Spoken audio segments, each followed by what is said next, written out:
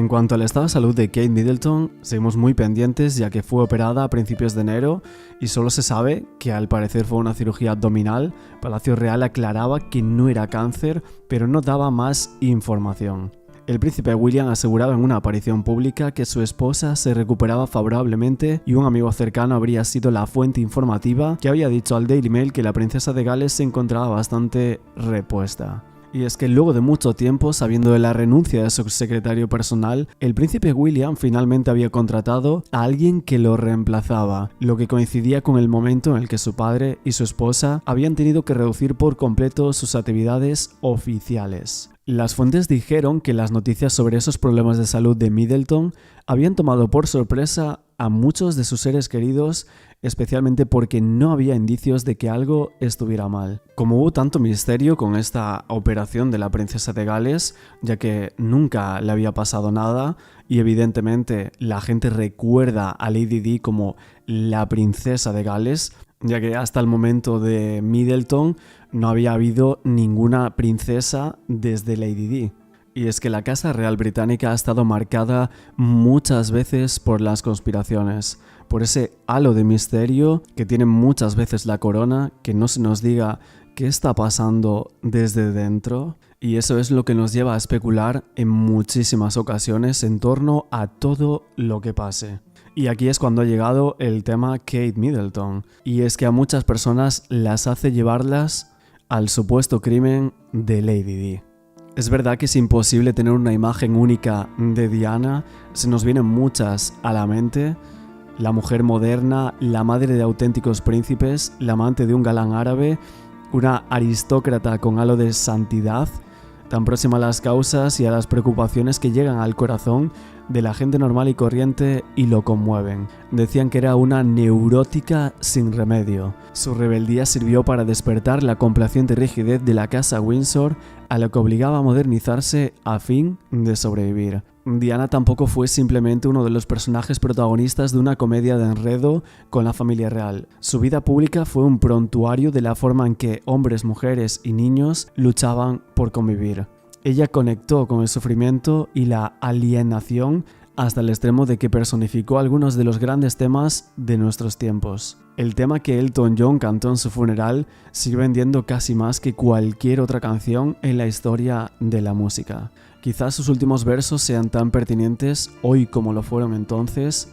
Adiós, Rosa de Inglaterra, te lo dice un país desolado ante tu ausencia, que echará en falta el aliento de tu piedad más de lo que nunca imaginaste. Goodbye, England's rose. May you ever grow in our hearts. You are the grace that placed yourselves where life. A los 20 minutos de la medianoche del 31 de agosto de 1997, la princesa Diana, Dodi Al-Fayed partían del Hotel Ritz en el centro de París y de las 4 personas en su Mercedes, solo el guardaespaldas Trevor Rhys-Jones sobreviviría. Horas después de ese fatal accidente, la policía francesa arrestaba a 7 paparazzi por homicidio involuntario. Pero es que 30 horas después las autoridades francesas cambiaban drásticamente la historia de esos comunicados y ahora se decía que la culpa era de los conductores. Henry Paul estaba borracho y tomando medicamentos después de una investigación del gobierno francés en el año 1999. Esta explicación sigue siendo la causa oficial del accidente y la muerte de Diana, Dodi y su conductor, pero ahora sabemos que la versión oficial es profundamente errónea. Sabemos también que el juez de instrucción y la fiscalía quisieron poner fin porque había demasiada presión, porque nadie sabría la verdad real de todos modos, así que hubo que detenerlo. Y así se detuvo y por supuesto no se investigó todo lo que había. Hubo unos 27 volúmenes de pruebas confidenciales que había reunido la investigación francesa y ninguno de esos documentos se había visto antes y unos archivos que planteaban una serie de preguntas muy preocupantes sobre la investigación del caso de Lady Di. Una de ellas era por qué se había limpiado la escena del accidente y se había abierto dentro de las 4 horas posteriores al accidente, destruyendo así evidencia forense valiosa. ¿Por qué la investigación de la policía de tránsito no se incluyó en el atestado? ¿Por qué el primer testigo en la escena fue ignorado y silenciado por la policía? ¿Por qué la autopsia realizada a Henry Paul fue tan descaradamente errónea? ¿Y por qué las conexiones del servicio secreto, tanto de Henry Paul como de otro testigo clave, nunca fueron investigadas adecuadamente? Esa fotografía que salía de los 4, una fotografía tomada apenas unos segundos antes, al parecer, del fatal accidente. Y es que siguen habiendo muchas preguntas vitales, nunca se ha investigado adecuadamente la muerte de la princesa Diana y nos preguntamos por qué y para qué. Poco después de la medianoche de ayer, el Mercedes 600 en el que viajaban la princesa Diana y su pareja Dodi Al-Fayed se estrellaba contra un pilar de un túnel en el centro de París. El chofer del coche y Dodi Al-Fayed murieron en el acto. Los médicos han intentado reanimar a la princesa de Gales tanto en el lugar del suceso como en el hospital, pero ha sido inútil y ha muerto a las 4 de la madrugada. Sabemos que el fallecido, en aquel momento pareja de Lady Di, Dodi Al-Fayed, era cercano a Henry Paul, jefe adjunto de seguridad del Ritz, y era una de las personalidades clave de esa noche, un hombre con un pasado complicado. Y es que Paul, que era el segundo a cargo de la seguridad en el Hotel Ritz, y es que alguna prensa conspiranoica decía que él tenía que ser el chofer esa noche, y además decían que él era un antiguo agente del MI6, un agente que daba información al MI6 sobre lo que estaba sucediendo en el Hotel Ritz. Esto fue una de las teorías más comentadas también a lo largo de los años, que al parecer esto lo hacía a cambio de dinero en efectivo y había estado trabajando para el MI6 desde hacía bastante tiempo. Hace muchos años también salía información de que varios agentes del MI6 al parecer sí estaban en París cuando ocurrió el accidente mortal de Lady Di. Esta presencia al parecer había sido utilizada por Mohamed Al-Fayed, padre del novio Lady Di, Dodi, también fallecido aquella noche, para apoyar su argumento de que las muertes se debieron a un complot de la familia real británica. El dueño de los almacenes Harrods creía que esos oficiales utilizaron armas de fogueos en el túnel del alma para cegar al chofer del Mercedes en el que iba la pareja y que provocaron que este chocara contra uno de los pilares. El padre de Dodi, Mohamed Al-Fayed, se dice convencido de que Diana fue asesinada por agentes del MI6 por órdenes del duque de Edimburgo, el marido de la reina Isabel II, para evitar que se casara con su hijo. Y es que el empresario de origen egipcio afirmaba además que las pruebas de alcohol en la sangre del chofer Henry Paul, que también había muerto en este accidente y que indicaba niveles muy altos, que habían sido falsificadas. Según Al-Fayed, Diana estaba sometida a escuchas telefónicas por los servicios secretos que debieron de enterarse así de que se había quedado embarazada. Aseguraban que la cuestión de que si Diana estaba encinta, o al menos sospechaba estarlo, era muy relevante para establecer la verdad sobre lo ocurrido. En primer lugar, explicaba por qué el embarazo, supuesto embarazo, se decía que había sido el motivo o parte del motivo para matarla a ella. En segundo lugar, agregaban que el cuerpo de la princesa había sido embalsamado por los franceses y se había dicho de que esa forma se había intentado ocultar el embarazo. El juez recordaba que no se le hizo a Diana ninguna prueba del embarazo en el hospital parisino, a la que fue llevada inmediatamente después del accidente, porque no parecía entonces que hubiera motivos para ello. Y es que el 30 de agosto del año 1996, Diana le había confesado a su amigo el periodista Richard Kay que estaba reduciendo su participación en actos oficiales y que esperaba terminar sus compromisos para el mes de noviembre. Este extremo podría aportar cierta credibilidad a la teoría del embarazo, ya que de haber comenzado en julio o agosto resultaría totalmente obvio para el mes de noviembre. Además, está el comentario provocador que Diana hizo ante los periodistas británicos cuando descansaba en Saint-Tropez, que ella decía: pronto les daré una gran sorpresa, será lo próximo que haga. Algunos habían sugerido que la sorpresa podría haber sido el anuncio de la boda, quizás acompañado con la noticia del embarazo. No obstante, por el momento no surgieron pruebas concretas. Se habló de un documento con una carta confidencial supuestamente enviada por Pierre Coriat, un director de anestesiología del hospital Pitié, al Ministerio del Interior francés, en el que se afirmaba que Diana estaba embarazada de 9 o 10 semanas cuando murió.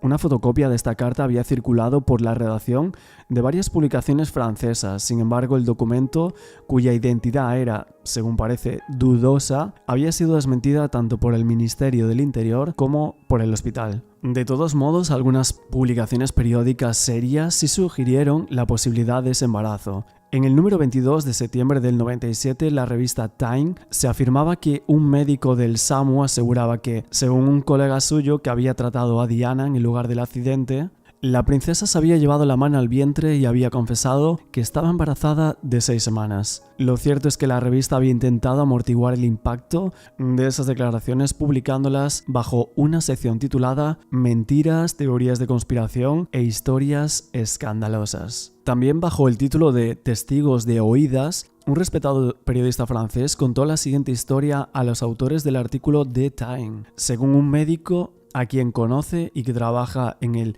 Pitié, las pruebas de sangre que le hicieron a Diana al llegar al hospital confirmaron que estaba encinta. El médico, quien aseguraba que su fuente era uno de los cirujanos que había intervenido a la princesa, añadía que días después de la muerte de Diana, al examinar su expediente médico, había descubierto que los resultados de las pruebas habían sido retirados.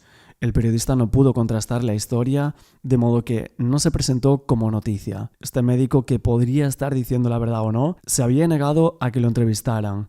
Y es que, por tanto, si Diana estaba embarazada, hay muchas posibilidades de que las pruebas se encontraran en el expediente médico que mantenía el hospital. En lo que concierne el paradero de ese expediente, nos imaginamos que probablemente esté muy bien guardado en una caja fuerte y que nunca salga a la luz. Y es que la teoría de que Diana de Gales murió embarazada fue uno de los principales argumentos de quienes, como Mohamed Al-Fayed, el padre de Dodi, sostenían que la princesa había sido asesinada por orden de las altas esferas británicas. Sostuvo en su día el empresario que la familia real británica no podía aceptar que un musulmán egipcio pudiera convertirse en el padrastro de un futuro rey de Inglaterra. A repasar hoy día que claramente, si bien existe una conspiración, también hay un profundo lado humano. Ahí está, esto fue el detonante que hoy en día todo el mundo está hablando. La verdad es que en esta publicación de The Globe se puede ver cómo Sara sería el nombre de una hija hasta ahora ignota, desconocida, de parte de Lady Di. Por si fuera poco, como puedes leer perfectamente en ese titular, ella aparece por primera vez a la luz pública, increpando a quien su país está biológicamente sería su padre, el príncipe Carlos, con el comillas. La investigación francesa nunca preguntó por qué estaban tomando una ruta diferente. Es un misterio que muchas personas tienen, porque hay muchas maneras diferentes de llegar al apartamento al que iban Lady Di y Dodi Al-Fayed, sin pasar por donde estaban yendo. Es inexplicable que en gran acceso a los archivos que revelaba la mayoría de los testigos, que al parecer no habían visto el accidente real porque estaban en la entrada o en la salida del túnel del alma. Es sorprendente que la investigación ignorara a un testigo crucial que estaba detrás del Mercedes. Su nombre era Eric Patel. Non, je commence à rentrer dans le tournant. Là, il y a des appels de VAR. Parce que comme c'est vrai qu'il arrive assez vite. Su testimonio, que para muchos parece crucial, este testigo llamado Eric Patel, que insta a cualquiera a buscar información sobre este señor en torno al accidente de Lady Di, y vais a ver que no vais a encontrar nada. El testimonio de Patel es que dice que empezó a bajar la curva y que vio unos faros parpadeando, que el auto sí iba bastante rápido y que luego escuchó como el auto estaba en marcha. Pero hay una cosa clave que explica este testigo, y es que escuchó una implosión, que pensó que era su escape, que el problema sería su tubo de escape, pero que había escuchado esa explosión. Non, je commence à rentrer dans le tournant. Là, il y a des appels de VAR. Parce que la voiture, bon, c'est vrai qu'elle roule assez vite quand même. J'avais pas conscience, quoi. Et j'entends comme à un moment où elle arrive à ma hauteur, j'entends comme une implosion. Et malgré mon pot d'échappement avec ce que je vous racontais, j'ai entendu cette implosion. Y es que Patel no fue la única persona que escuchó un ruido extraño. Otra persona que estaba en el puente sobre el túnel y su auto estaba estacionado y estaba esperando para ir al cine o algo así, estaba justo fumando un cigarrillo en el puente sobre ese túnel del alma donde ocurrió el fatal accidente, y al parecer viniendo hacia él escuchó un ruido muy fuerte y su conclusión habría sido que en realidad había puesto punto muerto y luego presionado el acelerador, que fue un sonido de un motor de carreras sin marcha, lo cual había descrito esta persona. algo que parecía cuadrar con lo que había dicho el testigo Eric Petel. En ese momento, cuando Eric escucha esa implosión, él se pregunta qué hace, si reduce la velocidad y si comprueba si su motocicleta pues ha podido tener un fallo. Y luego, después de ese sonido de implosión que él decía anteriormente, luego escuchó un fuerte estruendo, que sería el auto chocando. Este señor lo vivió todo, decía que Diana había caído instantáneamente contra el respaldo del asiento del pasajero de adelante. Dice que empezó a moverla y que vio sangre saliendo de su oreja. Y en ese momento justo se preguntó: ostras, si yo conozco a esta persona. Pero hubo un momento al cual este testigo, Eric Petel, uno de los testigos más claves del caso, al parecer él dice que estaba tirando archivos al suelo, y ahí fue cuando llamaron a muchos policías para tratar de calmarlo y sacárselo de allí. Et donc je prends la personne qui est à l'arrière, donc pas sur le siège, mais côté qui est affalé contre le passager arrière, qui est accroupi sur le passager, sur le dossier du passager avant, au sol, et je la prends pour la mettre en arrière, et à ce moment-là, la tête me tombe en arrière. La princesa Diana fue sacada y colocada en una de las 3 ambulancias que habían llegado a las 12:40. El jefe de la policía, Massoni, y el ministro de Interior francés se preocuparon porque la ambulancia de Diana aún no había llegado al hospital. Se detuvo hasta 2 veces y de hecho primero a 1 kilómetro del túnel y luego en el puente a solo 300 metros del hospital. Se le dijo a la prensa francesa que esto se debía a que la presión arterial de Diana era tan baja que Diana tardó más de 1 hora y 10 minutos en llegar al hospital, a una distancia muy corta. La investigación oficial nunca planteó esa inquietante pregunta: ¿por qué se retrasó tanto esa ambulancia que casi garantizaba la muerte de Diana? Poco después de que arrestaran a los paparazzi se convirtieron en los primeros culpables. La policía no se dio cuenta de lo que Patel decía que había visto y que era muy importante, que no había paparazzi a su alrededor ni alrededor del Mercedes, pero se sorprendía al verse metido en una camioneta esposado y llevado a la sede de la policía. Este testigo explica que un oficial de policía de alto rango prácticamente lo amenazó con que no dijera nada. A él le dijeron que el accidente no pudo haber ocurrido así, que tenían otras pruebas que demostraban que lo que decía era falso. A este señor le hicieron creer como si no estuviera allí, como si no hubiera visto nada, siendo uno de los testigos más importantes del suceso. Al suprimir la evidencia del señor Patel, los franceses podrían culpar a esos paparazzi desde principios de septiembre. El abogado de Patel solicitaba la investigación para escuchar a su cliente, pero solo aceptaron hacerlo 7 meses después, y luego la investigación pidió a la policía que explicara por qué se había perdido la declaración original del señor Patel. Y es que la policía primero afirmaba que Patel era un mentiroso y segundo, que no había hablado con suficiente claridad. Por otro lado, 6 años después de la trágica muerte de Diana de Gales y su compañero Dodi Al-Fayed, el Tribunal Correccional de París absolvía del cargo de viol de la intimidad a los 3 paparazzi que persiguieron el vehículo en el que se desplazaba la pareja y habían fotografiado la agonía de ambos tras el accidente. Estos 3 fotógrafos, Christian Martínez, Jacques Langevin y Fabrice Chasseri, fueron acusados por el multimillonario egipcio Mohamed Al-Fayed, el padre de Dodi, al fotografiar a la pareja antes y después del mortal accidente. Aunque las fotos nunca fueron publicadas, los letrados del millonario constituidos en acusación particular habían pedido una condena de 1 euro simbólico a los paparazzi y la publicación de la sentencia para evitar así que las imágenes salieran a la luz. El Ministerio Público, por su parte, acusó a los fotógrafos de retratar el desamparo de personas que se estaban muriendo. La defensa, por su parte, aseguraba que una condena pondría en peligro la libertad de información, por lo que solicitaba la absolución de los fotógrafos. Con esta sentencia se cerraba el único juicio en Francia sobre la muerte de la princesa y su amigo en este accidente de coche. Estos 3 fotógrafos formaban parte de un grupo de 10 paparazzi que habían perseguido por las calles de París a la popular pareja la noche del drama. Fueron acusados inicialmente de haber perturbado al conductor y los fotógrafos fueron exculpados por los investigadores, que concluían que la causa del accidente estaba en el exceso de alcohol consumido por el chofer Henry Paul. Otro de los fotógrafos que habían sido detenidos en la escena del suceso, en ese túnel del Puente del Alma, declararon recordar cómo un coche circulaba a poca velocidad por el túnel momentos antes del siniestro. Uno de los paparazzi, llamado David Lauren, describía el vehículo como un coche de color claro que iba lentamente por el carril de la derecha, mientras que su novia Natalie apuntaba que podría tratarse de un Austin Mini o de un Fiat Uno.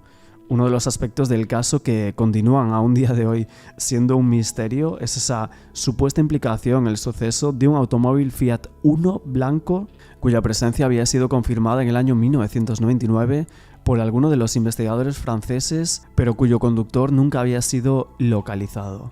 A lo largo de los años han salido más testigos, por ejemplo, Jean-Claude Cathelin y su esposa Annick al parecer regresaban caminando a recoger su coche aparcado cerca de la Torre Eiffel cuando pasaron cerca de la entrada del túnel en el momento en el que el coche de Diana y Dodi Al-Fayed se metía dentro, e indicaban al jurado a través de una videoconferencia desde París que vieron a 2 vehículos oscuros que circulaban a gran velocidad, el uno al lado del otro, hacia el Puente del Alma en París, en la madrugada del 31 de agosto del 97. En su declaración, el matrimonio francés afirmaba que había escuchado el ruido de una colisión y el chirrido de los neumáticos. Tan pronto el coche desapareció de nuestra vista, escuchamos un sonido de carrocería al chocar. Creo que ese ruido se produjo antes de que el coche entrara en el túnel. Esto decía el marido, y por su parte su esposa agregaba que cuando el Mercedes de Lady Di se encontraba ya dentro del túnel, habían escuchado bajo el puente ruidos como de 2 coches que se chocaban. Los testigos también señalaban que vieron a un hombre correr en dirección al túnel casi inmediatamente después de producirse la colisión. En numerosas ocasiones la rumorología acerca del destino del siniestrado Mercedes S280 se dijo de todo, que si se destruyó para evitar que se encontraran evidencias, que si hubiera sido manipulado, que si la Casa Real quería que desapareciera, que si lo tenía el padre de Dodi Al-Fayed. Según informaba el periódico The Sun, el coche se encontraba en un desguace a 16 kilómetros de la capital francesa, que estaba junto a otros vehículos y motos desechados, ocultos en el interior de un contenedor de transporte, y lo que decía esa fuente al medio británico era que el automóvil se encontraba abandonado. Y es que algunos investigadores del caso de Diana creen que el Mercedes fue manipulado, en base también evidentemente a ese testigo Eric Petel, que decía que había escuchado antes de la colisión una implosión. Y evidentemente aquí se habla de que el coche podría estar manipulado en su motor o en los frenos. Una hemorragia pulmonar hace imposible salvarle la vida. 5 de la mañana, la agencia de comunicación French Press anuncia la noticia al mundo entero. En el accidente solamente sobrevivió el guardaespaldas de Dodi Al-Fayed, el único que llevaba el cinturón de seguridad. El veredicto final también señaló que el chofer iba alcoholizado. Las circunstancias en las que se produjo el choque siguen dando que hablar. De hecho, en los extractos del libro The Queen publicados en Daily Mail, apuntaban a otra de las teorías que se habían barajado en el momento con más fuerza. Tal y como apuntaban Andrew Morton, el biógrafo real, esa posibilidad de que el coche en el que viajaba Diana había sido boicoteado, y que supuestamente Isabel II, cuando le trasladaron la noticia del accidente, que eso mismo había pensado, que la soberana aún desconocía que Lady Di hubiese fallecido en ese coche, pero apuntaba que alguien debía haber manipulado los frenos. Andrew Morton decía que esa reacción de la reina sorprendía y desconcertaba a todo su personal, y que rara vez la habían escuchado usar un lenguaje tan coloquial. Y es que no sería la primera vez que la entonces princesa Diana temiese por su seguridad. 2 años antes de morir, en el 1995, había explicado en Palacio a sus propios amigos que creía que alguien había saboteado sus frenos para terminar con su vida de la forma más inesperada posible, cosa que ocurriría años más tarde. Y es que esa primera persona en llegar al lugar fue un camarero de 28 años llamado Eric Petel. Levantó la mano de Diana y, como dijo más tarde, sus párpados temblaban pero no había abierto los ojos. Le pregunté si estaba bien y no me respondió. Solo entonces me di cuenta que era la princesa Diana. Al darse cuenta de la gravedad del accidente, Patel volvió a subirse a su motocicleta y corrió hacia un teléfono público para pedir ayuda. Lo que ocurrió después es casi impensable. Cuando llegó a los servicios de emergencia, gritó: «Ha habido un terrible accidente en el túnel del Pont del Alma. La princesa Diana está en el coche». Según los informes, el oficial al otro lado de la línea se echó a reír y dijo: «Este número es para llamadas de emergencia reales. Dejen de hacernos perder el tiempo». Patel, ya frenético, condujo hasta una comisaría donde, después de 25 minutos de súplicas, lo esposaron y lo metieron en una celda. Pasarían 5 meses antes de que las autoridades entrevistaran a Patel. A los pocos minutos del accidente se realizarían otras 2 llamadas a los servicios de emergencia. Una pareja que había presenciado el accidente, una vez fuera del túnel, lograba hacer señas a un conductor que llevaba un teléfono móvil, algo raro en aquel momento, y que posteriormente llamaba a los bomberos. Mientras alguien se encontraba cerca, había oído el violento incidente. La cosa es que Trevor Rhys-Jones no tuvo la sensación de que Henry Paul estaba borracho y cualquier cosa, de hecho, no hubiera permitido de ninguna manera a nadie, si sospechara que había bebido, conducir el coche en el que iba Lady Di y Dodi Al-Fayed para asegurar evidentemente su puesto y a la pareja. Y es que en la autopsia realizada a Henry Paul, que había sido realizada por el profesor Dominic Luton y el doctor Gilbert Pepin, concluyeron que la sangre de Paul tenía 1,74 gramos de alcohol, el doble del límite legal en Gran Bretaña, y también tenía medicación legal y un promedio de 20,7% de monóxido de carbono. Es evidente que esta lectura de monóxido de carbono es muy extraña. Uno de los abogados decía que era imposible que tuviera más del 20% de monóxido de carbono, que con eso no podías conducir, no podías mantenerte erguido y de hecho que incluso podría ser que vomitaras al instante. Que la gente había visto que el comportamiento del señor Paul era totalmente normal.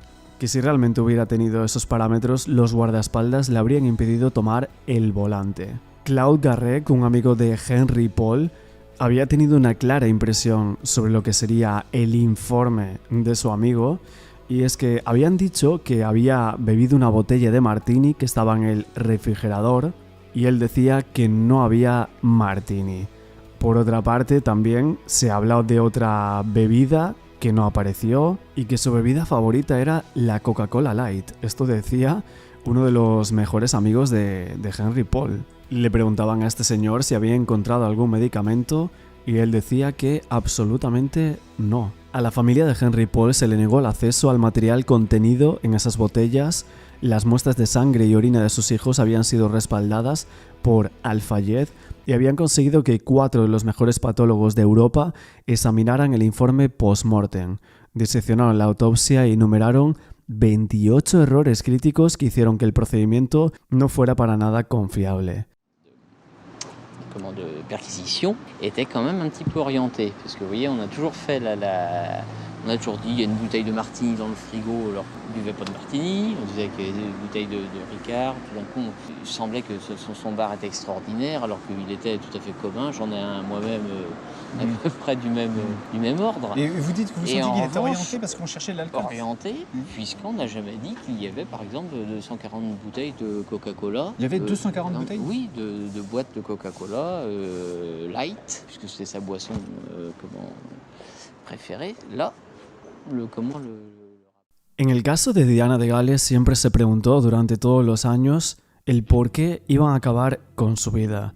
Que si no fuera un accidente, ¿por qué alguien o algo querría acabar con la vida de la princesa? Pero es que Diana se entrometió en algo que no entendía.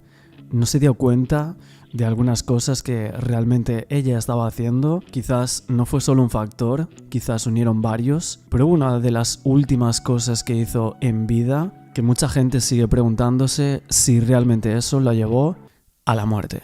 Y es que el 12 de enero del año 1997, Lady Di iniciaba uno de los viajes más importantes de su agenda institucional en solitario. La aristócrata viajaba hasta Angola, invitada por la Cruz Roja, para mostrar su apoyo en la eliminación de las minas terrestres antipersonales en África. Durante esta estancia en el país africano, la princesa de Gales caminaba por un campo de minas y aquella imagen había dado la vuelta al mundo.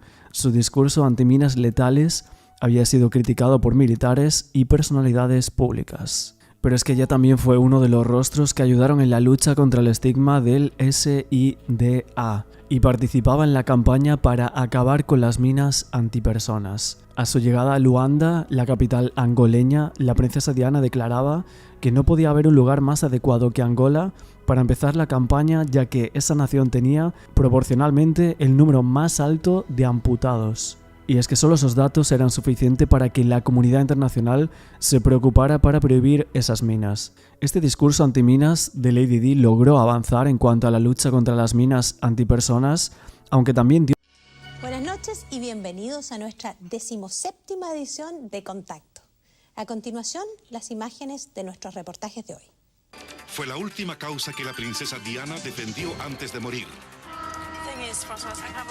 Con todo este interés de los medios, llevémonos donde puedan hacer algo positivo y destacar esta situación que es tan preocupante. En forma extraordinaria, Contacto presenta imágenes exclusivas del documental realizado por la BBC en Angola.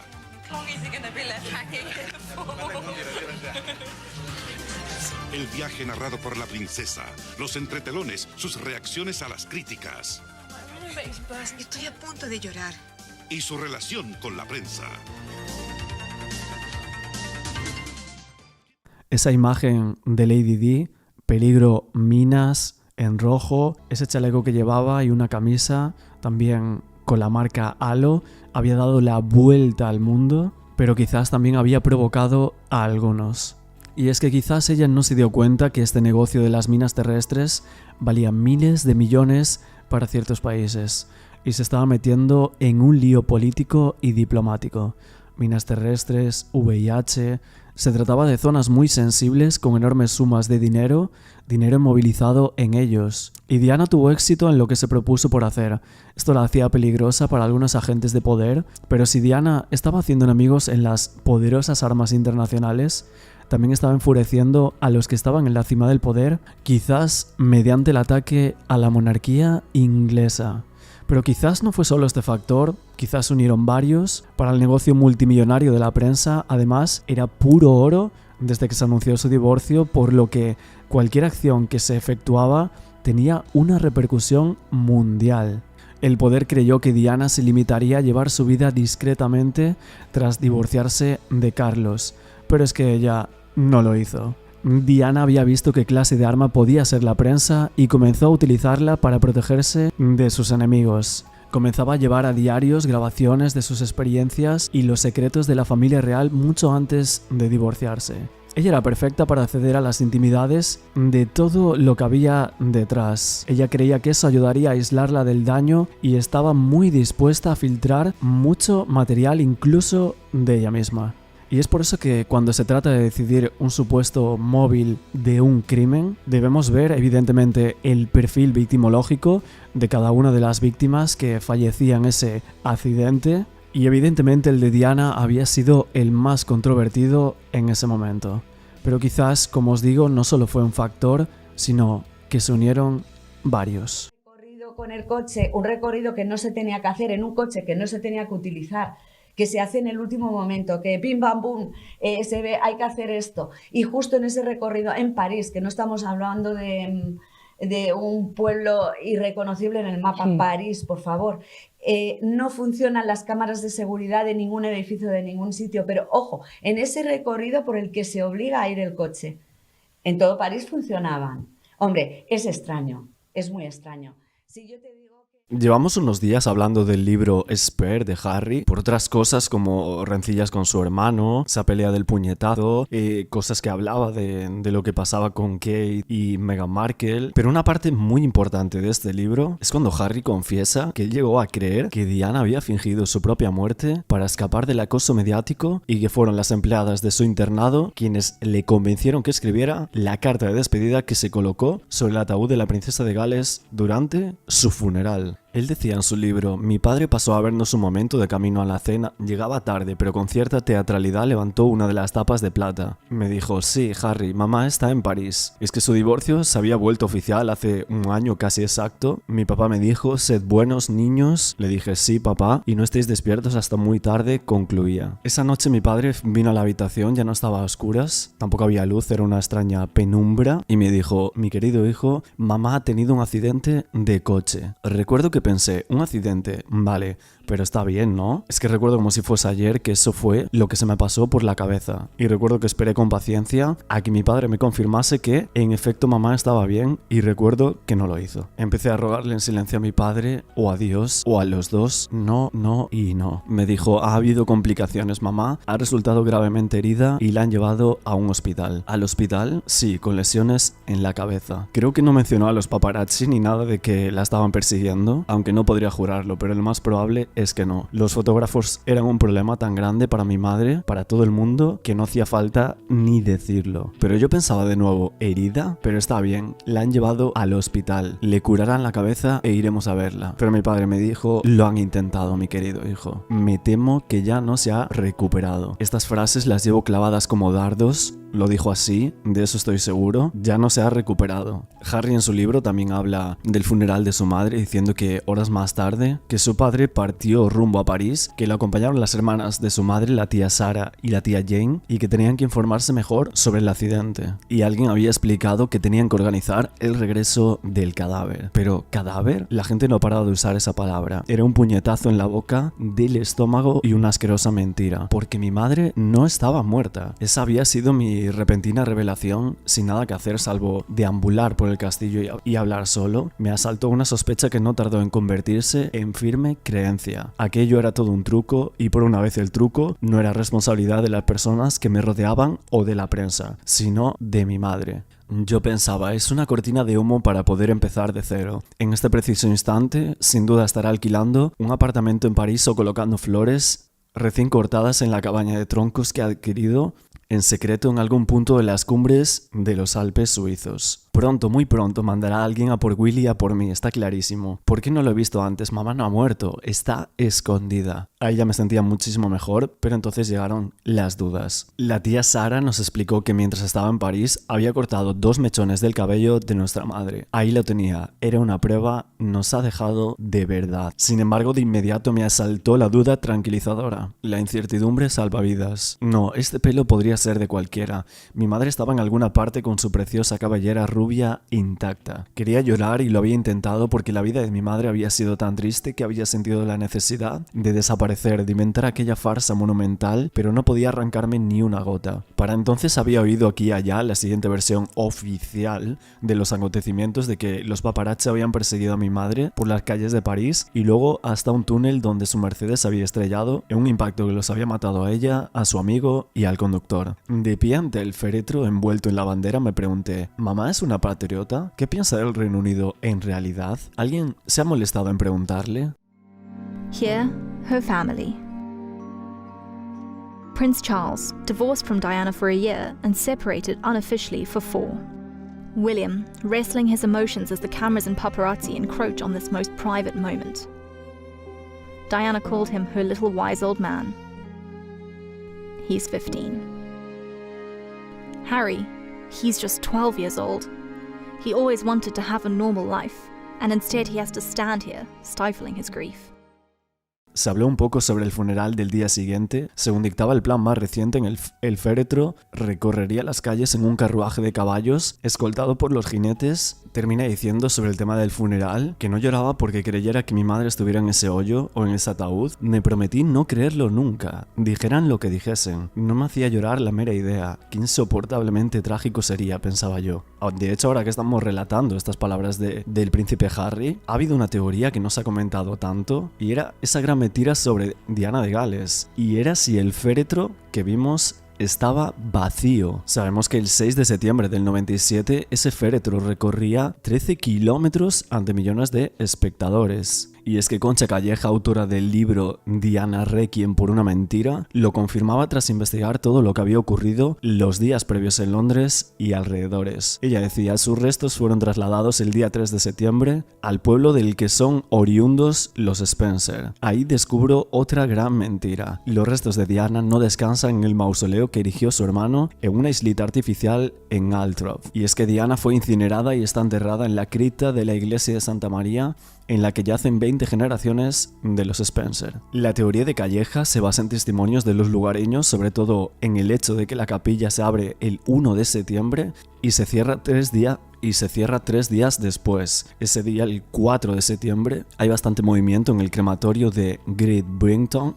y la columna de humo no miente. Calleja dice que el hecho de enterrar las cenizas de Diana allí es en parte un gesto de cariño de sus hijos y su hermano para poder cumplir en parte una de sus voluntades. Pero hay algunos que dicen algo más, y es que un cuerpo incinerado no da respuestas a las preguntas que ciernen sobre él. A través de una serie de indicios que empiezo a ver de dónde está enterrada Diana, bueno, porque me sentía atraída y pensé, voy a ver el mausoleo, sobre todo porque además el mausoleo estaba totalmente abandonado. Yo quise ir a verlo, pero luego empecé a recabar otro tipo de información, el instinto, creo yo. Pues cuando Guillermo y Kate se casan, no se dirigen a Althorp, que es donde está este parque temático que digo yo, donde se supone que está Diana, sino que se quedan en el pueblecito cercano, un pueblecito que se llama Little Brington, donde hay una iglesia que se llama Santa María la Virgen, y ahí hay una cripta dentro de la iglesia, que es la cripta de los Spencer. Yo fui a esa iglesia, encontré unos documentos en los que dice, os pongo un poquito en situación, Diana muere el día 31 de agosto, el funeral de Estado que se hace en Londres es el 6 de septiembre. Su cuerpo se lleva a Londres el 1 de septiembre. Bien, pues yo encuentro los papeles de la iglesia que dice que la cripta de los Spencer, donde está enterrado su padre, y en el testamento Diana dejaba expresamente escrito que quería ser enterrada junto a su padre, es decir, en esta cripta. Bueno, pues la cripta se desella el día 1 de septiembre y se vuelve a sellar el 4 de septiembre. Que se abra justo el día que llevan el cuerpo de Diana y se vuelve a sellar el día 4. Y es que hay muchas personas que han leído la autobiografía del príncipe Harry que piensan que Harry está diciendo cosas sin decirlas, que va relatando las cosas sobre cómo él lo vivió, evidentemente también en el caso de lo que pasó con su madre, Diana Spencer, pero que en realidad él tendría más pruebas de lo que realmente le pudo pasar a su madre. De hecho, en uno de los capítulos finales vuelve a hablar sobre su madre Diana. Habla de una semifinal de la Copa Mundial de Rugby del año 2007 que se celebraba en París, una ciudad en la que nunca había estado. La Copa Mundial puso un chofer a mi disposición y la primera noche en la Ciudad de la Luz le pregunté si conocía el túnel donde mi madre había fallecido. Vi cómo abría los ojos en el retrovisor, era irlandés con cara de buena persona y no resultó difícil adivinar sus pensamientos. Me dijo, ¿pero qué cojones? No me han contratado para esto. Le dije que el túnel se llamaba Pont del Alma y me dijo que sí, que lo conocía. Le dije, quiero atravesarlo. ¿Quieres atravesar el túnel? Sí, a 105 kilómetros por hora, para ser precisos. Me dijo, extrañado, me dijo, ¿105? Sí. Y es que esa era la velocidad exacta a la que supuestamente iba el coche de mi madre, según la policía, en el momento del accidente. El chofer asintió con solemnidad y hacia allí nos dirigimos sorteando el tráfico, pasando por delante del Ritz, donde mi madre cenaba por última vez aquella noche de agosto con su novio. Llegamos a la boca del túnel y continuamos embalados. Salvamos el resalto a la entrada del túnel, el bache que supuestamente hizo que el Mercedes de mi madre se desviara de su rumbo. Pero el resalto no fue nada, apenas lo notamos. Cuando el coche entró en el túnel, me incliné hacia adelante, vi que la luz adoptaba un tono anaranjado desvaído, vi las columnas de cemento desfilar por mi lado a toda velocidad, las conté mis latidos y en cuestión de segundos salimos por el otro lado. Le dije, ¿ya está? No es nada, es un túnel recto, nada más. Siempre había imaginado que se trataría de un paso peligroso en el que había que prestar mucha atención, pero era un simple túnel corto y sin mayores complejidades. No se explicaba que alguien pudiera morir ahí dentro de ninguna manera. Me volví hacia la ventanilla y dije, otra vez. El conductor me miró fijamente por el retrovisor y me preguntó, ¿otra vez? Le dije, sí, por favor. Había sido una pésima idea, había tenido malas ideas a lo largo de mis 23 años, muchas, pero aquella se llevaba la palma. Me dije que solo lo hacía para cerrar aquel capítulo, pero no era cierto. En el fondo lo que esperaba sentir en aquel túnel era lo que había sentido cuando JLP me había dado los informes policiales y era desconfianza y dudas. Más tarde, después de haber dormido, llamé a Willy y le conté lo de la noche anterior. Él también había cruzado aquel túnel. ¿Cómo era posible? Nos preguntamos después de los años que habían pasado, de tanto dinero invertido. Especialmente la conclusión del sumario era que el chofer de nuestra madre estaba borracho y por consiguiente esa es la única causa del accidente. Resultaba simplista y absurda. Aunque el hombre hubiera bebido, aunque hubiera estado como una cuba, no habría tenido ningún problema para conducir por aquel túnel tan corto, salvo que lo siguieran unos paparazzi y lo deslumbraran. ¿Por qué se habían ido de rositas aquellos paparazzi? ¿Por qué no estaban en la cárcel?, me preguntaba. Yo y mi hermano coincidíamos en todas aquellas cuestiones y también en lo que deberíamos hacer a continuación. Íbamos a emitir un comunicado y solicitar de manera conjunta que se reabriera la investigación. I think one of the hardest things to come to terms with is the fact that the people that chased her into the tunnel were the same people that were taking photographs of her while she was still dying on the back seat of the car. Concha Calleja estas palabras en este libro del príncipe Harry. Ella y mucha gente dicen que el príncipe Harry cree que lo de su madre no fue un accidente y que leyendo entre líneas podría llegar a haber hecho una investigación en este respecto en los últimos años. Es aquí en este momento cuando nos preguntamos, ¿el príncipe Harry tiene pruebas de que supuestamente su madre Diana Spencer pudo haber sido asesinada? De hecho, antes de que saliera este libro, The Sun, el periódico, recogía que Harry estaba intensamente concentrado en los detalles de la muerte de su madre. Citando fuentes judiciales en París, ese medio decía que investigadores del príncipe estaban haciendo muchas indagaciones en la capital francesa. Una fuente que había estado involucrada en la investigación original del accidente había dicho que había habido enfoques que sugerían que el príncipe Harry estaba muy concentrado en obtener nueva información sobre la muerte de su madre. Oye, ¿tú crees, Concha, que los hijos de Diana saben lo que pasó con su madre con exactitud? Porque hablamos de que su hijo, si les va bien en la Casa Real, llegará a ser rey en algún momento. Pues te voy a decir una cosa. En su libro, Harry, que también me parece increíble que se esté hablando de que si la pelea con su hermano 80.000 veces. Sí, bueno, la pelea con su hermano ha sido importante que lo diga, pero bueno... A mí lo que más importante me parece del libro es que Harry diga que no se cree la versión del accidente. Por favor, ¿dónde está eso como titular? Cierto. Porque no lo recoge. Pone la luz en ese aspecto y es interesante. Sí. Él dice, no nos creímos esto, pero ¿por qué no nos lo creímos? Porque cuando tuvimos edad de ver qué había pasado, nosotros fuimos a París, pasamos por el túnel. Y entonces no vimos claras algunas cosas. Y ambos, los dos, solicitaron a Scotland Yard que les dieran los informes. Hombre, Scotland Yard, como a todo el mundo, le da, a mí también me ha dado, pero te da lo que quieres. Luego el resto hay que intentar conseguirlo de otra manera. Pero Harry lo que dice en su libro es que eso es una barbaridad lo que han hecho, que no cuadra nada. Que eso está dedicado a esconder las verdaderas causas de la muerte de su madre, que es chapucero. Todo eso lo dice Harry en su libro. Es chapucero. ¿Qué hicieron los hermanos? Decir, hay que saber qué pasó con la muerte de mamá. No nos creemos nada. Y querían hacer una rueda de prensa, querían convocar una rueda de prensa para que se reabriera la investigación.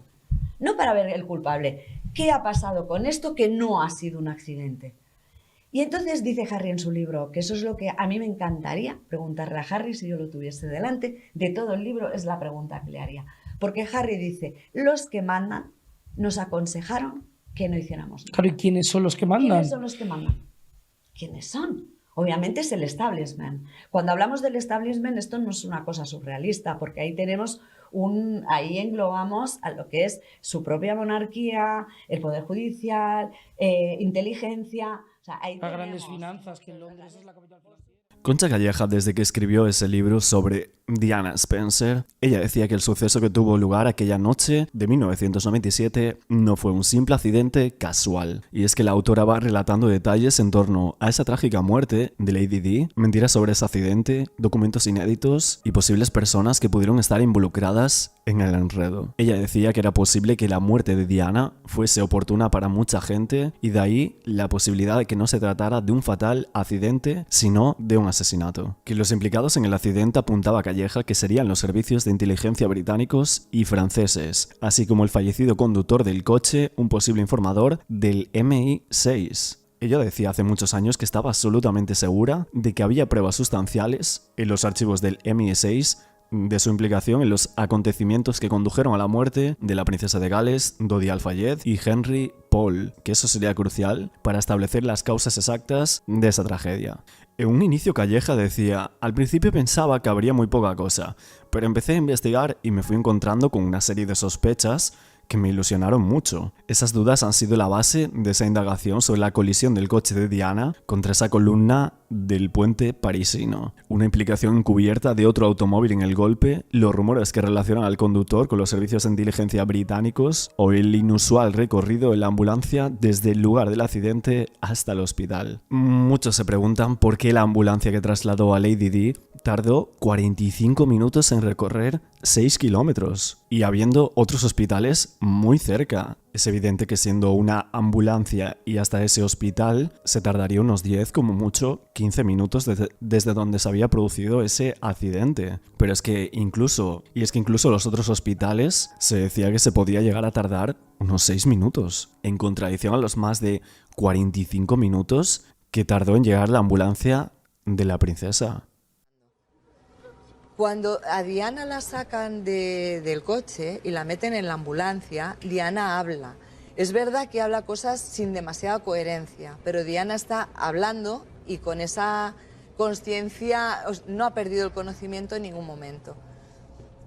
Desde que entra en la ambulancia hasta que llega al hospital, 6 kilómetros que tienen que recorrer, 6 kilómetros de noche en una vía rápida donde no hay semáforos.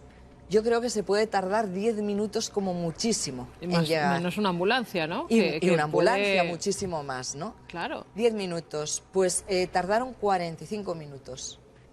Es que llegan se pasan 3 hospitales para llegar a este, que tampoco es que esté una distancia descomunal, son 6 kilómetros. ¿Y qué explicación te dan, Concha? ¿Por qué hacen esto? Pues, explicación es que, en Francia, les reaniman muchísimo. Paran si ven que las constantes vitales no se van disparando, entonces les paran, los intentan reanimar un poco y luego siguen.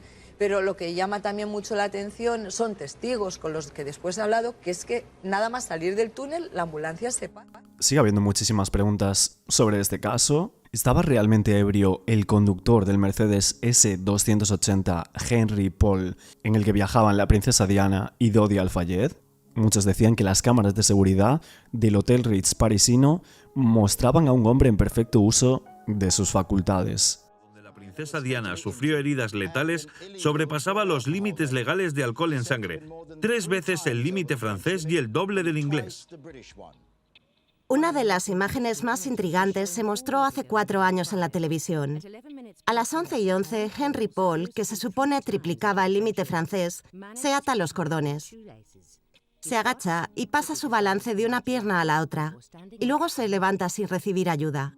Y es que tenemos que hablar aquí también de un supuesto coche implicado en el accidente de Lady Di, que aparecía a las afueras de París, calcinado y con el paparazzi dentro. La investigación contratada por Mohamed Al-Fayed culpaba al periodista francés James Anderson, que era propietario de un Fiat Uno blanco, de haber empujado el Mercedes en el que circulaba la princesa Diana y así provocar el accidente. Pero años más tarde, la operación Payet demostraba que Anderson no había estado presente en el lugar de los hechos aquella noche. En el año 2000, el periodista fue hallado muerto dentro de un vehículo BMW completamente calcinado en Nantes. A pesar de que la policía concluyó que se había quitado la vida, el padre de Al-Fayed sostenía que el MI6 se deshizo de él por haber sido testigo. La verdad es que parece una coincidencia que justo se especulara con un Fiat, que al parecer sí se demostró que el Mercedes sí tenía marcas de ese coche, un Fiat Uno blanco, y que pasados los años, coincidencia, aparecía un Fiat calcinado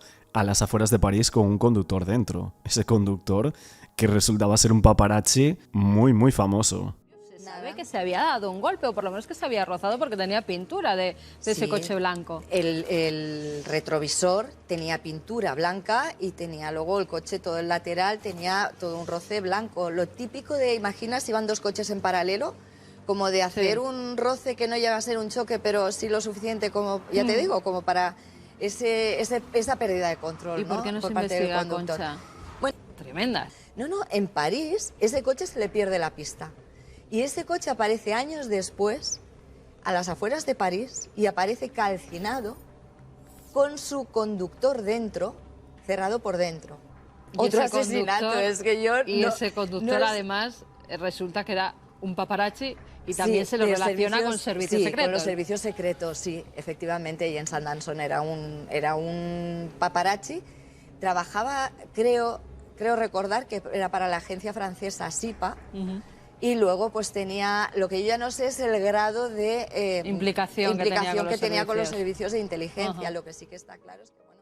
Y es que fue la misma Diana quien dejó escrita una carta a alguien de su extrema confianza, una premonitoria carta que había escrito Lady Di antes de su muerte, en la que decía: mi esposo está planeando un accidente con mi automóvil, un problema con los frenos y una herida seria en la cabeza. Esa frase que se recuerda desde hace tanto tiempo en alguno de los medios que comentan la conspiración sobre Lady Di era la frase de "me van a asesinar". Vamos a entrevistar también en el día de hoy a Miriam Moya, experta forense, bastante reconocida también en España por la investigación de algunos casos como Lucía Vivar, que estuvimos hace un tiempo también hablando de ese tema, y hoy vamos a hablar con ella sobre el accidente de Lady Di. ¿Qué tal? ¿Cómo estás, Miriam? Hola, ¿qué tal, Martín? Fantásticamente estar aquí en tu programa de nuevo y hablar de un tema que me apasiona, que bueno, el fatídico accidente, vamos a llamarlo, es que no son accidentes, ya empezamos mal, ¿no? Porque aquí siempre hay una causa.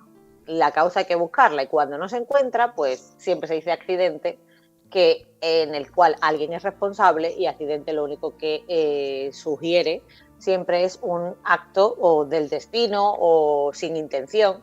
Y lo de Lady Di, su muerte, y la de, bueno, el resto, el conductor Henry Paul y Dodi Al-Fayed, tiene de todo menos accidental. O sea, ¿para ti Lady Di fue asesinada? No puedo decir que sí, porque no tengo la evidencia forense que me diga que ha sido un homicidio, pero tampoco te digo que es un accidente, es imposible. O sea, es imposible porque empiezas a unir, empiezas a buscar, porque es lo que hacemos en todos los casos, buscamos, ¿no?, la evidencia forense que nos lleve a lo que ocurrió realmente, a de verdad el dictamen que podemos dar en un informe, ¿no?, pericial, por ejemplo, como hice reconstruyendo este siniestro, porque es mejor siniestro, la palabra siniestro vial en este caso, y no nos alude a algo accidental. Porque lo de Lady Di, ¿cuánto tiene de accidental que la persigan unos paparazzi, que vaya a más de 160 kilómetros por hora, que se choque en una columna y que tengamos evidencia forense de otro vehículo implicado? Luego tenemos testigos en los cuales nos hablan de una luz estroboscópica, que ya es una luz súper fuerte, súper potente, que ciega al conductor, le hace perder el control, sobre todo si va a alta velocidad, como pasó en el coche, en el Mercedes de Diana.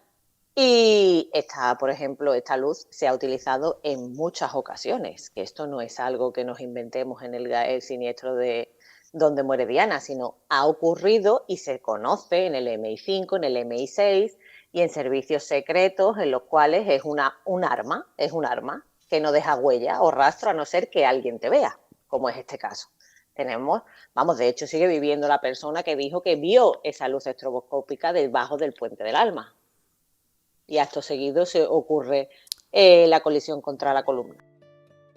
El mundo despertó el 1 de septiembre con la fatídica noticia de que la princesa Diana de Gales, conocida como Lady Di, había fallecido en un accidente automovilístico la noche del 31 de agosto. Las portadas de los principales medios empezaron desde entonces a publicar cada año una serie de notas dedicadas a la víctima principal de ese accidente. No obstante, en el mismo auto y aparte de su millonario novio Dodi Al-Fayed, fallecía también un hombre del que apenas se menciona su nombre en estos homenajes mediáticos.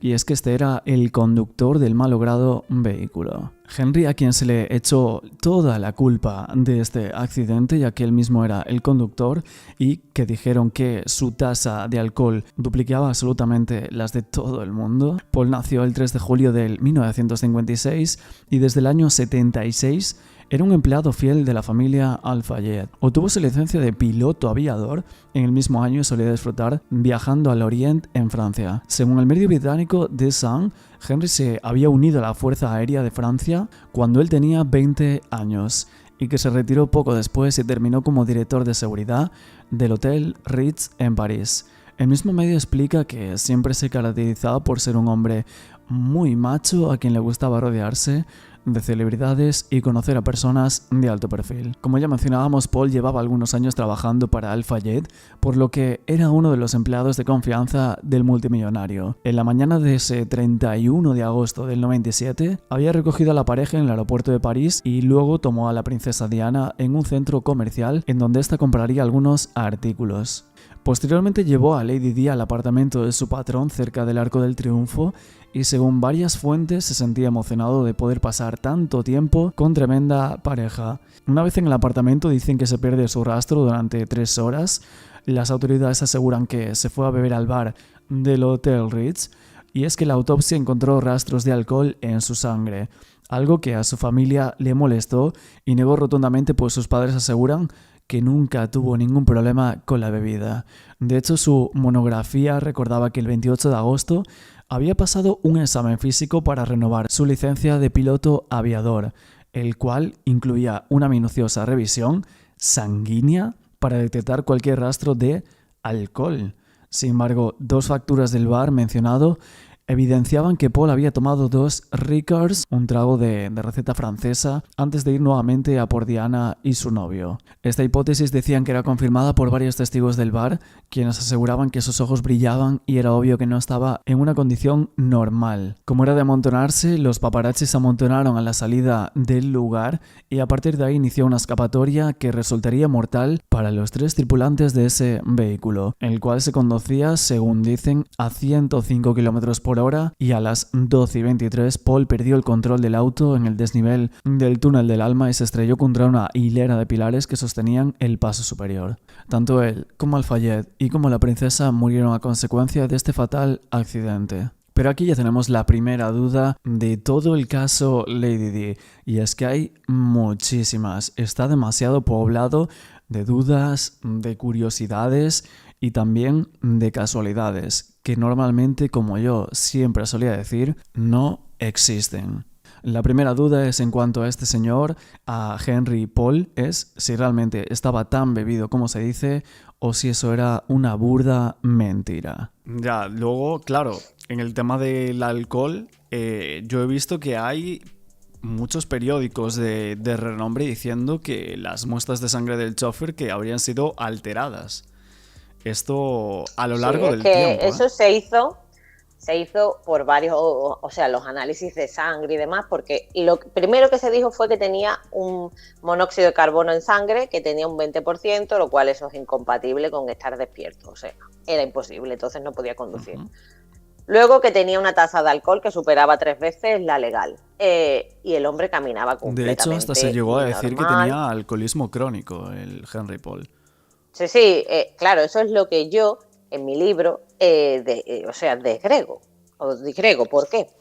Porque llevaba más de un año siendo tratado por alcohólico, ¿no? Ya se había declarado como alcohólico, pero lo que no te dicen es que una semana antes se había sacado el apto para ser piloto, o sea, porque él conducía también, o sea, pilotaba aviones.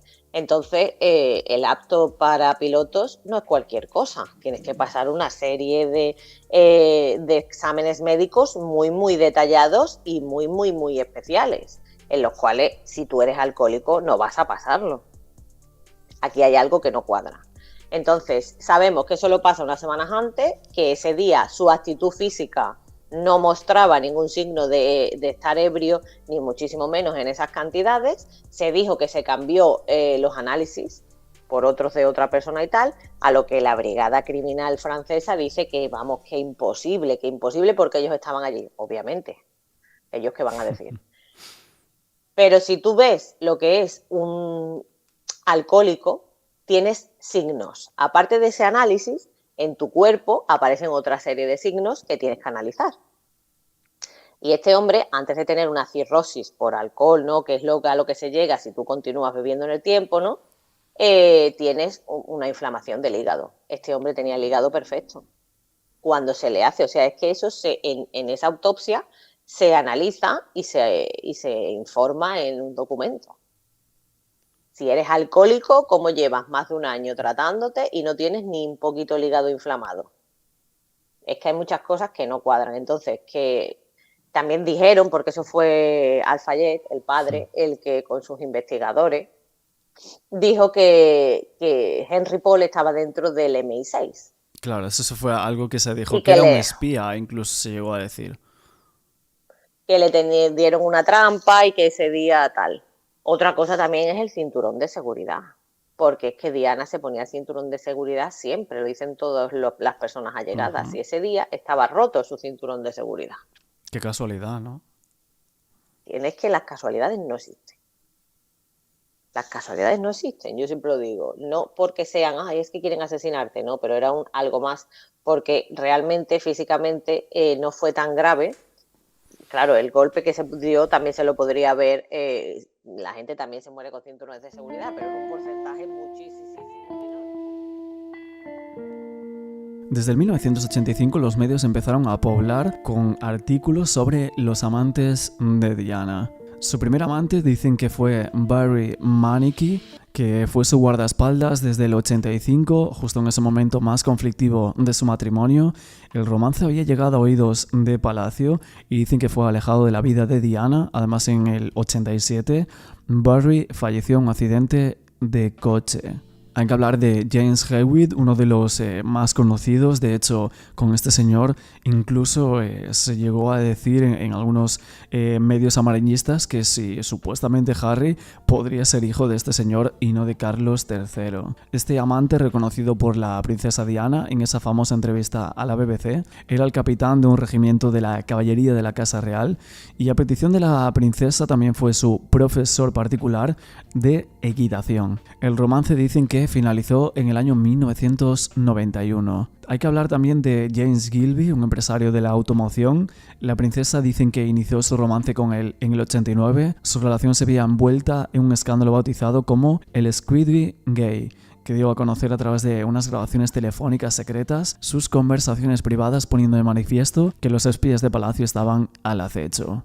Hubo otros de menos renombre como Oliver Houre o Hasnat Khan, que decían que era uno de los hombres más importantes de su vida, y otro de ellos también fue Will Carling, un famoso jugador de rugby casado a quien Diana había conocido en el 1994. Decían que con Hasnat Khan, ese señor que era también cirujano, al parecer el médico no soportaba la atención mediática y cortó la relación a principios de 1997. Y es ahí cuando llega Dodi Al-Fayed, el productor y empresario. Con Dodi la princesa había iniciado una relación en el verano del 97, aunque ya se conocían de antes. La chispa debió sorprender a la pareja, que celebraba sus planes de vida en común.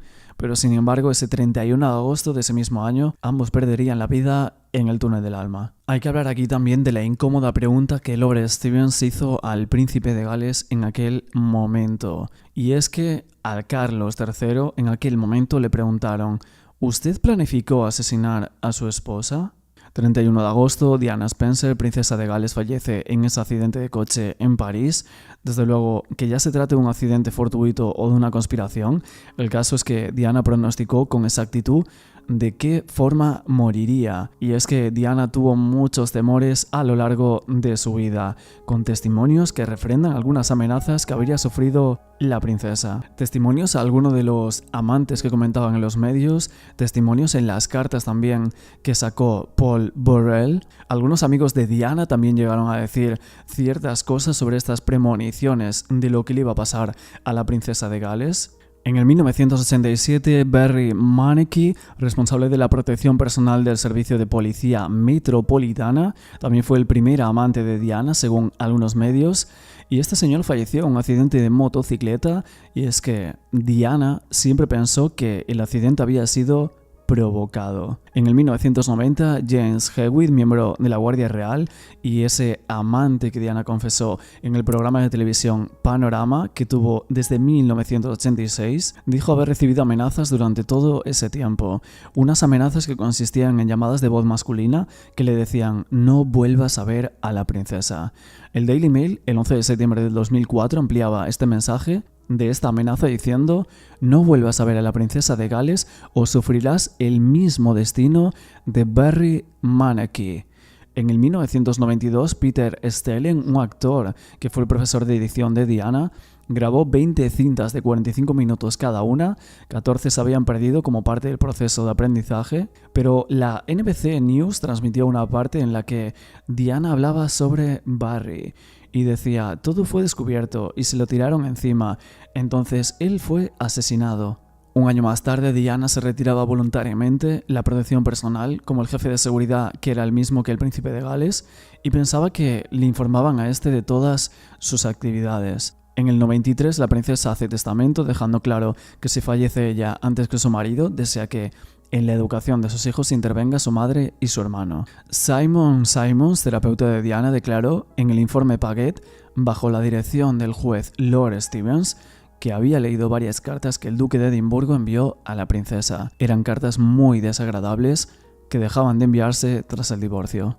En el 1994, Diana solicitó los servicios de Graham Harding, un dueño de una empresa de electrónica, en el Palacio de Kensington y le dijo que era objeto de espionaje y que creía que estaban escuchando sus conversaciones telefónicas. Mientras este señor realizó un barrido de dispositivos de escuchas, el equipo detectó un posible micrófono oculto que podía estar presente tras la pared de su dormitorio. Este señor no pudo acceder a esa pared pues no pertenecía a su apartamento, pero 2 días después la señal había desaparecido. En el 95, un incidente en el coche que conducía al que fallaron los frenos como resultado de una posible manipulación le hace acudir al despacho de Lord Mashcombe, que era en aquel momento su representante legal. En esa reunión, Diana le explicó el temor que sentía por su seguridad, incluyendo la posibilidad de que le provocaran un accidente con su coche. Su representante redactó un documento con sus sospechas que a su muerte entregó al comisionado de la Policía Metropolitana de Londres. Ese mismo año, Diana le confió varias sospechas a su amigo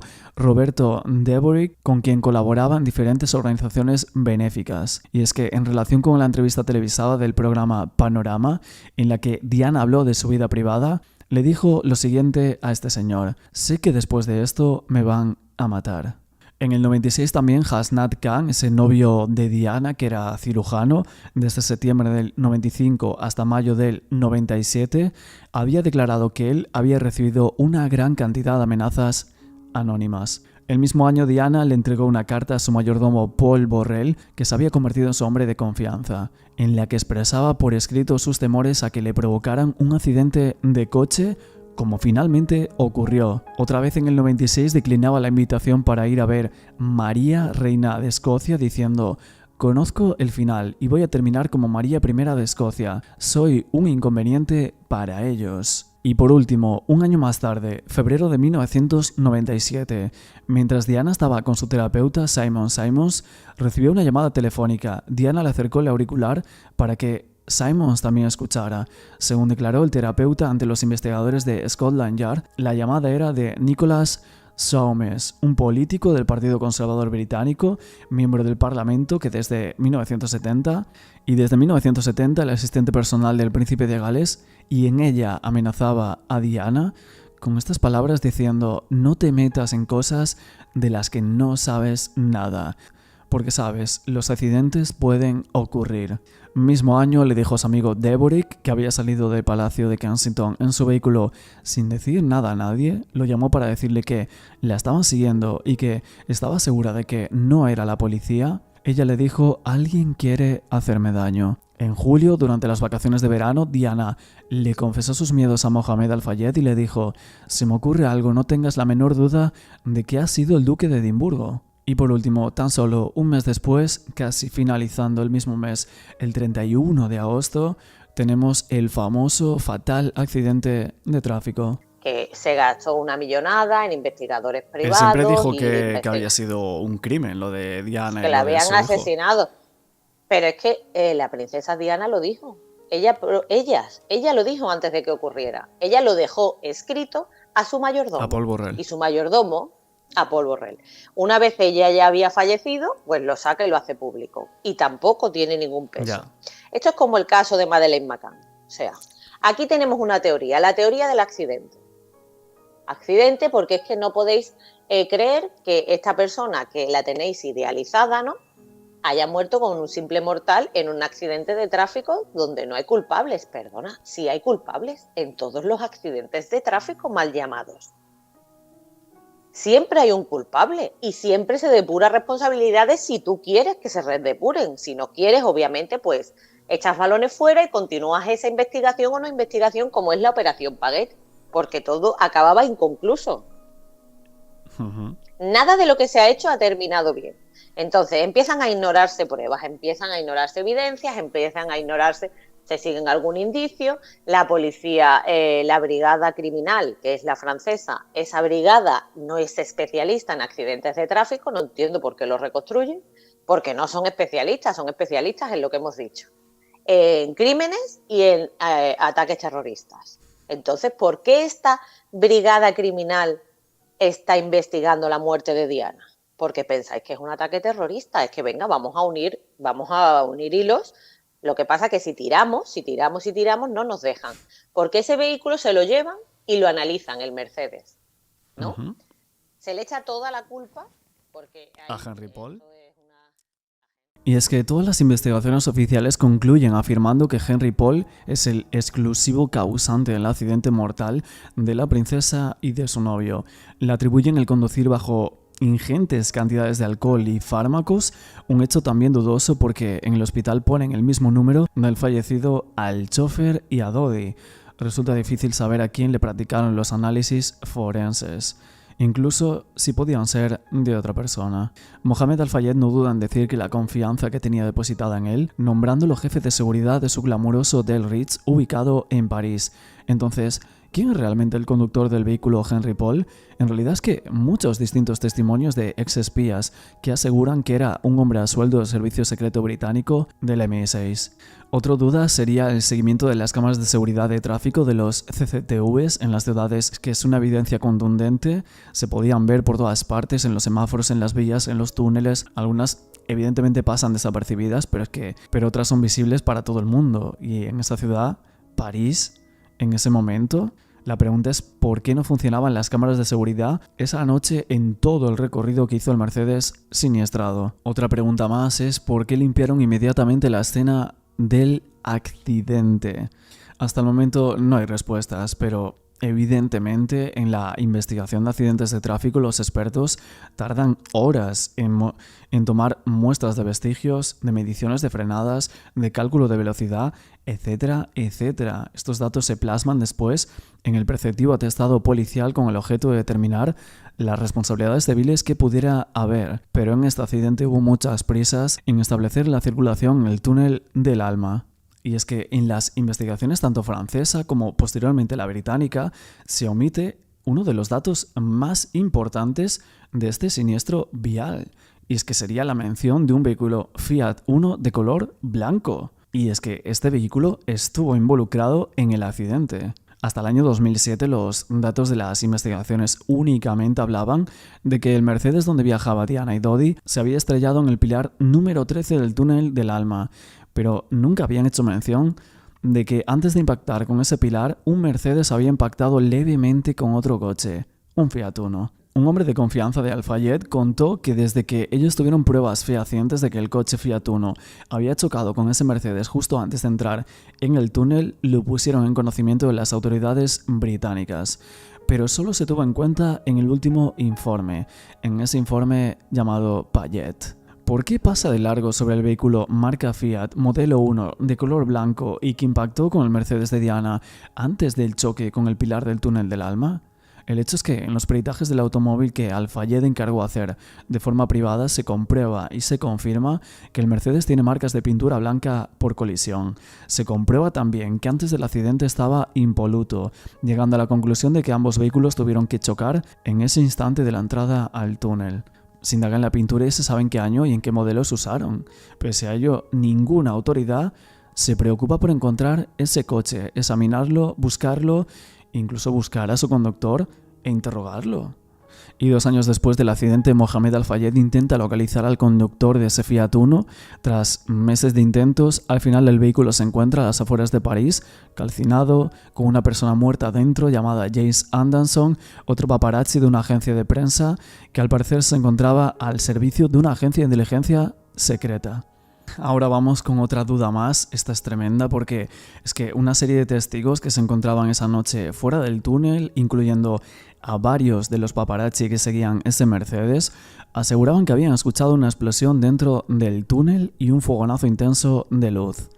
¿Por qué no se habla de la fuerte explosión que se escuchó momentos antes del impacto? Es que ninguna de las investigaciones hace referencia en sus conclusiones definitivas a una explosión que se escuchó en el momento del accidente proveniente del interior del túnel, pese a que hay más de un testimonio que lo afirma. Unos hablan de una explosión y otros atestiguaban haber visto un gran resplandor. En todo caso, el Mercedes siniestrado no se incendió ni explosionó, por lo que cabe pensar que si varias personas tuvieron esa percepción, esta sería ajena a la colisión del Mercedes.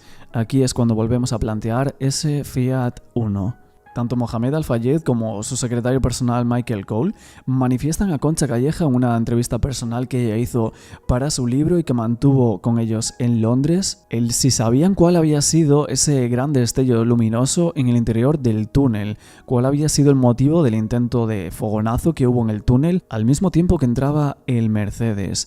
Y es que ninguna de las conclusas investigaciones oficiales hace la más mínima mención sobre esa posibilidad, ni siquiera la francesa, después de que un exagente del MI6 británico llamado Richard Tomlinson manifestase al juez instructor encargado de las investigaciones que conocía de primera mano la manera de actuar de este servicio secreto para atentar contra el presidente serbio Slobodan Milosevic, de manera muy similar, provocando un accidente deslumbrando al chofer dentro de un túnel para evitar testigos. Porque lo de Lady Di... ¿Cuánto tiene de accidental que la persigan unos paparazzi, que vaya más de 160 kilómetros por hora, que se choque en una columna y que tengamos evidencia forense de otro vehículo implicado? Luego tenemos testigos en los cuales nos hablan de una luz estroboscópica, que ya es una luz súper fuerte, súper potente, que ciega al conductor, le hace perder el control, sobre todo si va a alta velocidad, como pasó en el coche, en el Mercedes de Diana. Y por ejemplo, esta luz se ha utilizado en muchas ocasiones, que esto no es algo que nos inventemos en el siniestro de donde muere Diana, sino ha ocurrido y se conoce en el MI5, en el MI6 y en servicios secretos en los cuales es un arma que no deja huella o rastro a no ser que alguien te vea, como es este caso. De hecho sigue viviendo la persona que dijo que vio esa luz estroboscópica debajo del puente del Alma. Y acto seguido se ocurre la colisión contra la columna. Claro, o sea, también hay que hablar del señor Pavel, que era uno de los testigos que no se le hizo caso, pero el señor en sus revelaciones dice que escucha una implosión antes de que el coche choque, ¿no?, contra el puente. Sí, pero es que hay numerosos testigos que no se le tienen en cuenta.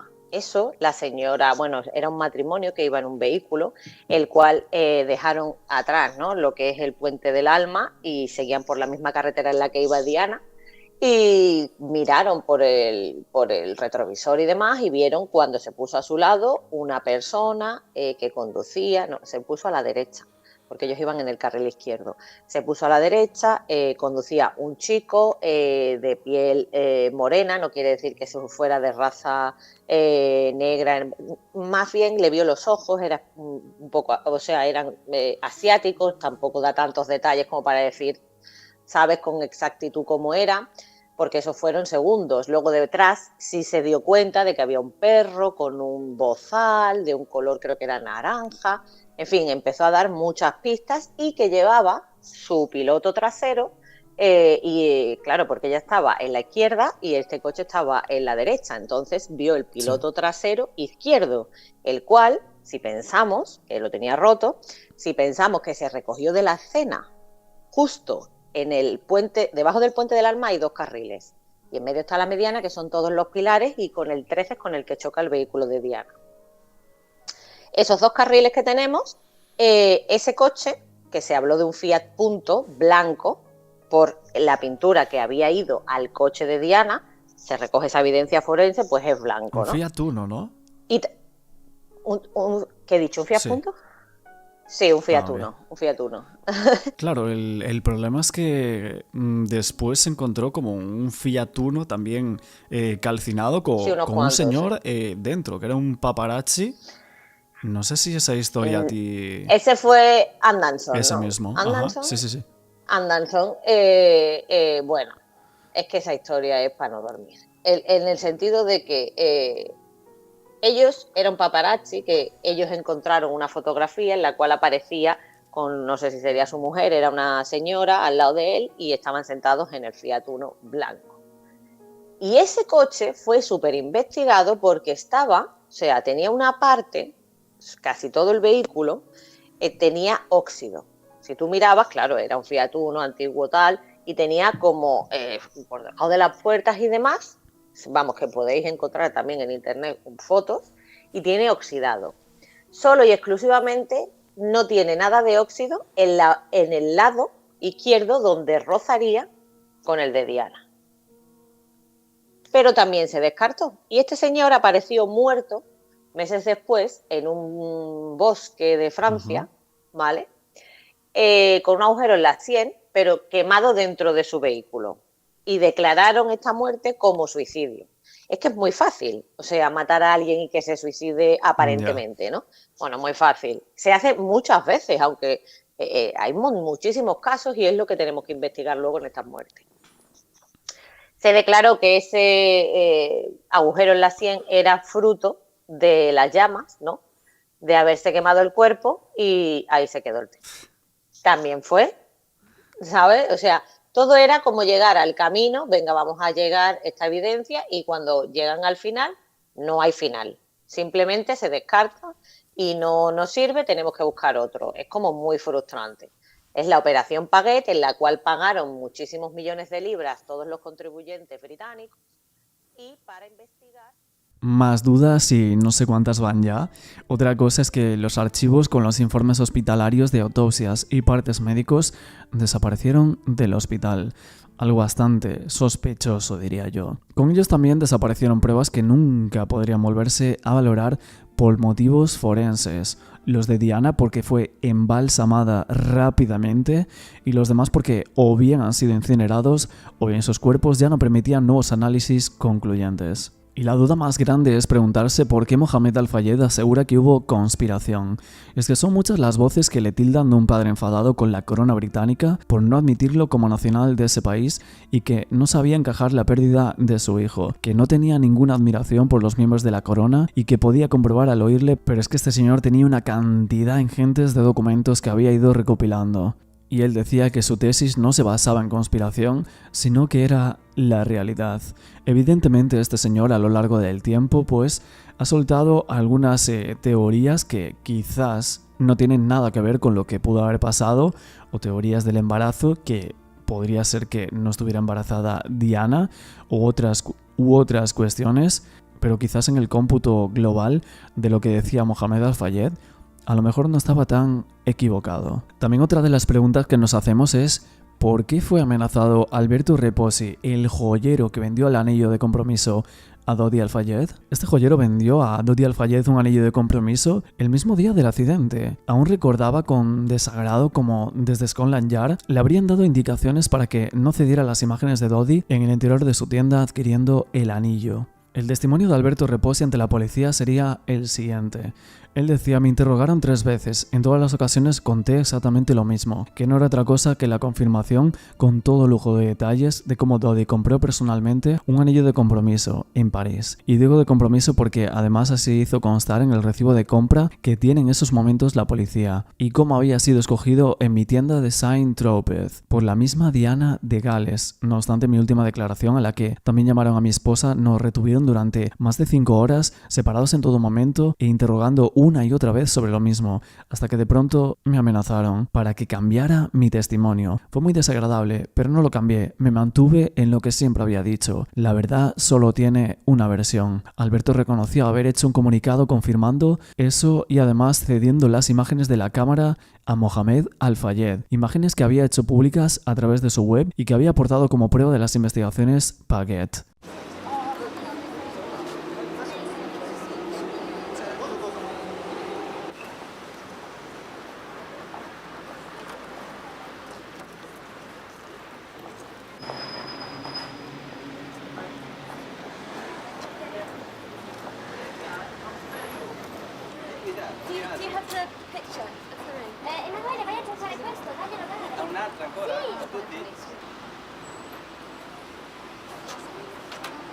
I want to be, I hope.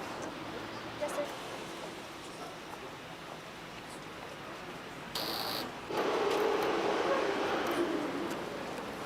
Claro, Dodi Al-Fayed decía que era porque ella estaba embarazada de su hijo. Que no querían que se supiera. Eso yo no lo creo.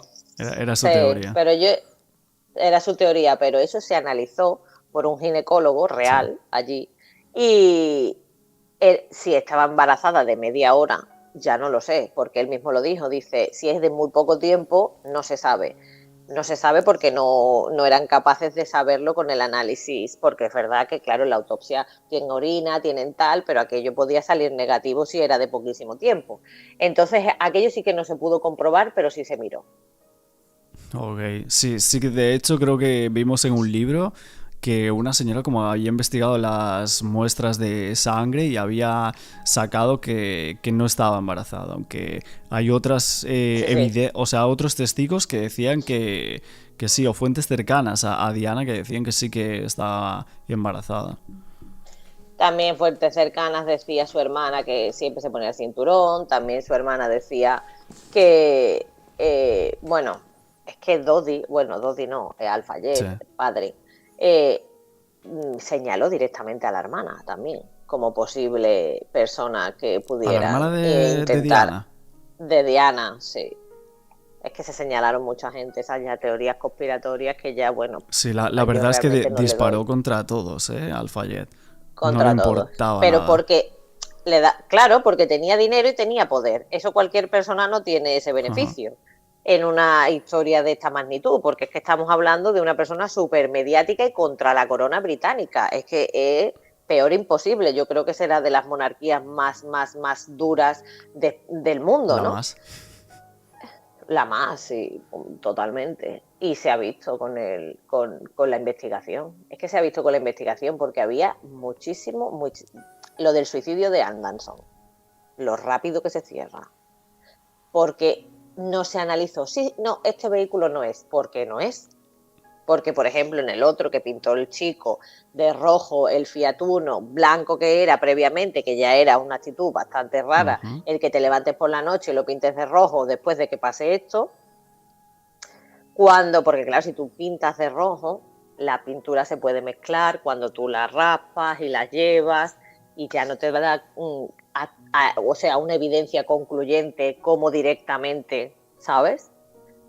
Es decir, yo creo que se dejaron pasar porque se quisieron dejar pasar y los primeros frustrados son los... Como bien decíamos, estas son las dudas principales de todo el caso de Lady Di. Evidentemente hay muchas otras que seguramente podríamos llegar a comentar y a decir por aquí en uno de estos reportajes. Así que por aquí abajo en los comentarios me gustaría bastante que me dejarais cuáles son vuestras dudas en cuanto a este caso, y es que las casualidades no existen. Y como decía Miriam Moya, la evidencia forense determina que no fue un accidente. Primeramente debería llamarse siniestro vial, pero es que si tenemos la implicación de un coche, la implicación de un supuesto fogonazo y también la de una supuesta explosión antes de chocar, pues obviamente son tres partes que habría que preguntarse bastante. Por aquí dejamos esta primera parte del reportaje de Lady Di con la experta forense Miriam Moya y también partes de lo que sería el libro de Concha Calleja, que también podéis adquirir en Amazon. Este libro se llama Requiem por una mentira, Concha Calleja. Lo podéis buscar en diferentes tiendas en internet. Creo que es un libro que tenéis que leer sí o sí, si os interesa toda esta parte de lo que sería el siniestro de Lady Di. No olvidéis apoyar este vídeo con un like, esperando también esa segunda parte que haremos, suscribiéndose al canal con la campana para no perderos ninguno de los vídeos que vayamos subiendo por aquí cada día. Un besazo a todos y nos vemos mañana con un nuevo vídeo.